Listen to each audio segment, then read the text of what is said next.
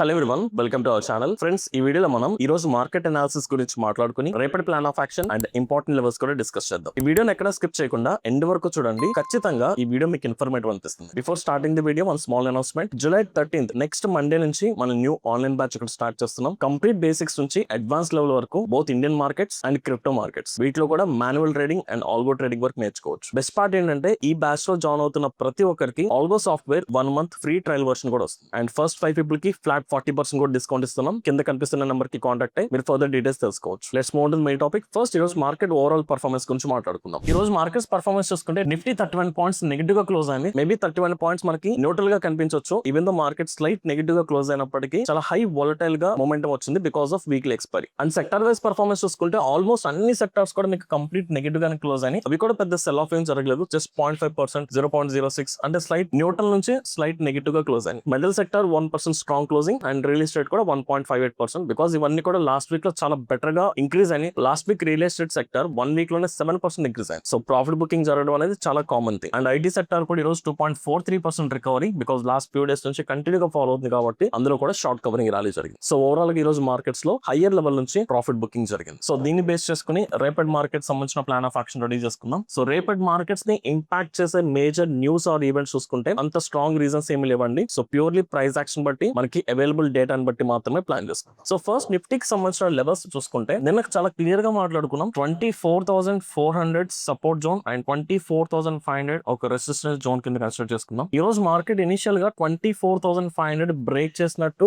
ఒక up side momentum వచ్చింది. ఇక్కడ చాలా మంది ట్రాప్ లకు వెళ్ళి ఉంటారు. ఇఫ్ ఇన్ కేస్ మీరు కూడా ఈ బ్రేక్అవుట్ ని బిలీవ్ చేసి కాల్ ఆప్షన్ కనుక బై చేస్తుంటే ఒకసారి కమెంట్ సెక్షన్ లో మెన్షన్ చేయండి. నేను ప్రతి వీడియోలో చాలా క్లియర్ గా చెప్తున్నాను, లెవెల్స్ క్రాస్ అవడం అంటే బ్రేక్అవుట్ కాదు. మీరు ప్లాట్ చేసుకున్న సపోర్ట్ ఆర్ రెసిస్టెన్స్ ఒక క్యాండిల్ బ్రేక్అవుట్ జరిగిందంటే ఆ బ్రేక్అవుట్ కి సపోర్టింగ్ సినారియో చూసుకోవాలి. Best supporting scenario option chain లో ఓపెన్ ఇంట్రెస్ట్. మీకు ఇక్కడ ఏదైతే బ్రేక్అవుట్ వచ్చిందో ఆ బ్రేక్అవుట్ వస్తున్న టైం పీరియడ్ లో స్టిల్ 24,500 దగ్గర call side highest open interest ఉంది. Call side open interest weak అవ్వలేదు. ఎప్పుడైనా సరే రెసిస్టెన్స్ వీక్ అవుతుందంటే ఆ బ్రేక్అవుట్ లో స్ట్రెంత్ ఉంటుంది, అప్ సైడ్ మూమెంటం ఎక్స్పెక్ట్ చేయొచ్చు. బట్ ఇక్కడ మనకి ఒక ట్రాప్ వచ్చింది. సో ఇక్కడ క్లీన్ గా లిక్విడిటీ స్ట్రిప్ జరిగి అక్కడ నుంచి మార్కెట్ హైయర్ లెవెల్ నుంచి ప్రాఫిట్ బుకింగ్ మోడ్ లోకి వెళ్ళింది. అండ్ ఈ రోజు వచ్చిన మొమెంటం కూడా అంత స్ట్రాంగ్ మొమెంటం లేదు. Just last half an hour లోనే నిఫ్టీ 100 points వరకు కరెక్షన్ వచ్చింది. సో ఓవరాల్ ఈ రోజు నిఫ్టీ స్లైట్ నెగిటివ్ మోడ్ లో వోలటైల్ గా బిహేవ్ చేస్తుంది. సో దీని బేస్ బట్టి రేపటి మార్కెట్స్ లో కూడా మన ఫస్ట్ ప్రయారిటీ అప్ సైడ్ కి ఇచ్చుకుందాం. ఎందుకని first priority up side plan చేసుకుంటున్నానంటే మేజర్ ట్రెండ్ ఇంకా కంప్లీట్ గా షిఫ్ట్ అవ్వలేదండి. సో హైయర్ లెవెల్స్ చూసుకుంటే స్టిల్ ఇంకా market higher highs and higher లో స్ట్రక్చర్ లో ఉంది. ఎక్కడ మీకు lower highs and lower low structure form అవ్వలేదు. అంటే ట్రెండ్ షిఫ్ట్ అవుతున్నట్టు సినారియోస్ ఇంకా కనిపించలేదు. సో అందుకని మార్కెట్ లో మనం స్టిల్ ఇంకా పాజిటివ్ సెంటిమెంట్ ఉంది కాబట్టి ఫస్ట్ ప్రయారిటీ న్యూట్రల్ నుంచి పాజిటివ్ సైడ్ ప్లాన్ చేసుకుందాం. ఎప్పుడైతే lower highs and lower low structure form అవుతుందో అప్పుడు మనం నెగిటివ్ సైడ్ కి వెళ్ళొచ్చు. సో అప్పటి వరకు any tip will be the buying opportunity. So దీని బేస్ బట్టి ఫస్ట్ రేపటి మార్కెట్స్ లో మన ప్రయారిటీ బాస్ లెవెల్స్ చూసుకుంటే మనకి recent swing high point and ఈ రోజు కూడా మనకి లో పాయింట్ అక్కడ వర్కౌట్ అయింది. So 24,350 round figure. సో దీని ఒక టెంపరీ సపోర్ట్ జోన్ కింద కన్సిడర్ చేస్తున్నాం. ఇది మేజర్ స్వింగ్ ఏం కాదు, జస్ట్ ఇంట్రాడే లెవెల్ పరంగా మార్కెట్ ఆ లెవెల్ దగ్గర స్లైట్ గా రియాక్ట్ అవ్వచ్చు. సో ఒక టెంపరీ సపోర్ట్ మాత్రమే. బట్ మేజర్ సపోర్ట్ 24,200 దగ్గర మీకు స్ట్రాంగెస్ట్ సపోర్ట్. సో దీన్ని మీరు సపోర్ట్ అండ్ రెసిస్టెన్స్ కింద కూడా కన్సిడర్ చేసుకోవచ్చు. బికాస్ మార్కెట్ ఎగ్జాక్ట్ అదే లెవెల్ దగ్గర క్లోజ్ అయింది కాబట్టి సో బోత్ లెవెల్స్ అంటే మార్కెట్ మేబీ గ్యాప్ పైన support or slight gap down జరిగిన రెసిస్టెన్స్ కింద వర్క్ అవుతుంది. సో ఈ లెవెల్ మనం రేపు ట్రేడ్ తీసుకోవడానికి ఒక రెఫరెన్స్ లెవెల్ కింద మనం కన్సిడర్ చేసుకుందాం. Followed by 24,500 recent swing high and psychological round figure strongest resistance level. ఇప్పుడు ఇంటర్డే పరంగా చూసుకుంటే మార్కెట్ హైయర్ లెవెల్ నుంచి మనకి స్లైట్ కరెక్షన్ మోడ్ లోకి వెళ్ళింది. సో ఇక్కడ మనకి మేజర్ రీసెంట్ స్వింగ్ లో స్ట్రాంగెస్ట్ సపోర్ట్ ఉంది కాబట్టి అంటిల్ ఆర్ లెస్ నాకు 24,200 డౌన్ సైడ్ బ్రేక్అవుట్ అవ్వనంత వరకు కూడా నేను నెగిటివ్ సెంటిమెంట్ కింద కన్సిడర్ చేయను. బికాస్ మేజర్ ట్రెండ్ ఇక్కడ మనకి 1 hour టైం ఫ్రేమ్ లో మీరు చూసుకుంటే పాజిటివ్ సెంటిమెంట్ కనిపిస్తుంది. ఈవెన్ 1 day టైం ఫ్రేమ్ లో చూసుకున్నా పాజిటివ్ సెంటిమెంట్ కనిపిస్తుంది. బట్ మీకు 15 minutes టైం ఫ్రేమ్ లో అండ్ 5 minutes టైం ఫ్రేమ్ లో నెగిటివ్ సెంటిమెంట్ కనిపిస్తుంది. Nothing but lower highs and lower structure. ఇప్పుడు దేనికి ప్రయారిటీ ఇవ్వాలి? ఆబ్వియస్లీ ఎప్పుడు మార్కెట్ లో మేజర్ హైయర్ టైం ఫ్రేమ్ లో ఏదైతే ట్రెండ్ ఫామ్ అవుతుందో నేను ఆ ట్రెండ్ కి ప్రయారిటీ ఇస్తాను. సో అంటే ఆల్రెడీ మార్కెట్ లో ఒక స్ట్రాంగ్ అప్ ట్రెండ్ మొమెంటం వచ్చింది. ఈ అప్ ట్రెండ్ మొమెంటం వచ్చిన తర్వాత ఒక కన్సాలిడేషన్ ఫేజ్ ఆర్ ఒక స్లైట్ పాజ్ వచ్చింది మార్కెట్ లో. సో ఆ ఫేజ్ లో వస్తున్న స్లైట్ ప్రాఫిట్ బుకింగ్ మాత్రమే, అంతేగాని ఒక మేజర్ ట్రెండ్ షిఫ్ట్ అయినట్టు ఎక్కడ కనిపించట్లేదు. కాబట్టి సో స్టిల్ నేను హైయర్ టైం ఫ్రేమ్ లో ఏదైతే ట్రెండ్ ఉందో ఆ ట్రెండ్ కి ప్రయారిటీ ఇస్తాను. ఇన్ దట్ కేస్ రేపటి మార్కెట్ లో నేను ఒకవేళ అప్సైడ్ ట్రేడ్ తీసుకోవాలనుకుంటే మార్కెట్ మనకి మేజర్ స్వింగ్ లో 24,200 ఇక్కడ వరకు వచ్చి ఇక్కడ నుంచి మనకి ఏదైనా పైయింగ్ ఆపర్చునిటీ కనిపిస్తే this the first location upside plan చేసుకుంటారు. ఇఫ్ నాట్ సో మనకి ఇదే స్వింగ్ లో నుంచి market higher highs and higher లో స్ట్రక్చర్ ఫామ్ అయినా లైక్ 24,350 దగ్గర నుంచి సపోర్ట్ తీసుకుని బౌన్స్ బ్యాక్ అయినా సెకండ్ లొకేషన్ ఇక్కడ అప్సైడ్ ప్లాన్ చేసుకుంటాను. If not so 24,500 above break అయినా కూడా ఇక్కడ కూడా థర్డ్ సినారియో అప్సైడ్ కి రెడీగా ఉంటుంది. సో ఈ 3 scenarios లో నేను అప్సైడ్ ప్లాన్ చేసుకుంటాను. నెగిటివ్ కి మాత్రం ఖచ్చితంగా